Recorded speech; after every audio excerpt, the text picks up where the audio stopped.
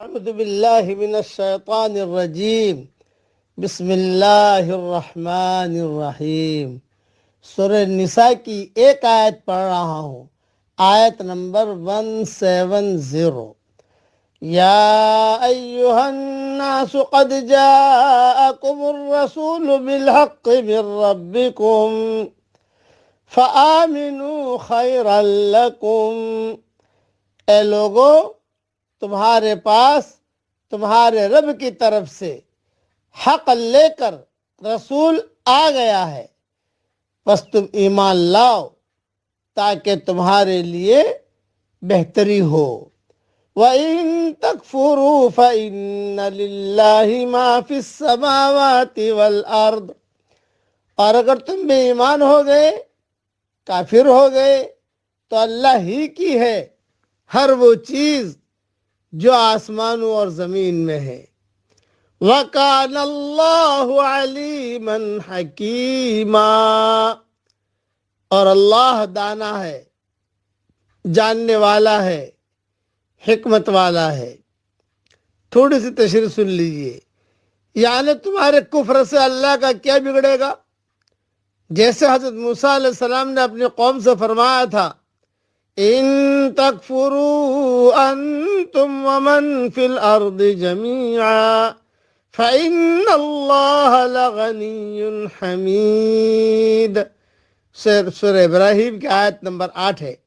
اگر تم اور روئے زمین پر بسنے والے سب کے سب کفر کا اور بے ایمانی کا راستہ اختیار کر لیں تو وہ اللہ کا کیا بگاڑیں گے؟ یقیناً اللہ تعالیٰ تو بے پرواہ تعریف کیا گیا ہے، بے پرواہ ہے اور تعریف کیا گیا ہے۔ حدیث قدسی میں ہے، اللہ تعالیٰ فرماتا ہے، اے میرے بندو، اگر تمہارے اول اور آخر تمام انسان اور جن اس ایک آدمی کے دل کی طرح ہو جائیں جو تم میں سب سے زیادہ متقی ہے، تو اس سے میری بادشاہی میں اضافہ نہیں ہوگا۔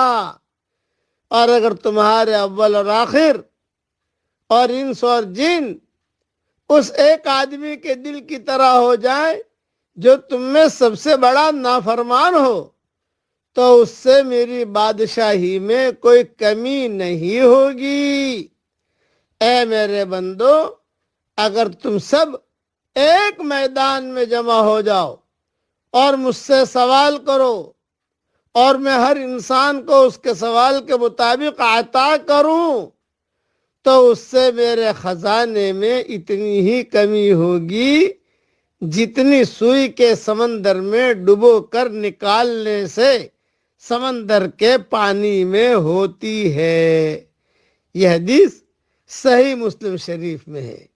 اس لیے کرنے والا اللہ ہے، اللہ کی بڑائی کو تسلیم کریں، اللہ تعالیٰ کے احکامات کو پورا کریں۔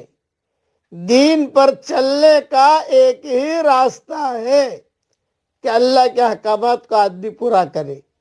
دین کمانے کا ایک ہی راستہ ہے کہ اخلاص کے ساتھ اللہ کے احکامات کو پورا کیا جائے۔ اور دنیا کمانے کے 99 راستے ہیں، تو آدمی 99 راستے میں بھٹکتا رہتا ہے۔ ایک راستہ جو حقیقی راستہ ہے اس پر آدمی نہیں چلتا، وہ اس کی غفلت ہے۔ اس لیے اللہ کی بڑائی کو بیان کیجیے۔ اب پڑھیے میرے ساتھ، اللہ اکبر کبیرا والحمد للہ کثیرا وسبحان اللہ بکرۃ واصیلا۔ یہ جملہ اللہ کو بہت پسند ہے۔ یہ جملہ پڑھتے ہی آسمان کے سارے دروازے کھل جاتے ہیں۔ میں دعا کرتا ہوں کہ اے اللہ، تیری مخلوق میں سے جو پریشان حال ہوں ان کی پریشانیوں کو دور فرما، اور جس کی جو حاجت ہو اس کے حاجت کا تو غیب سے تکفل فرما۔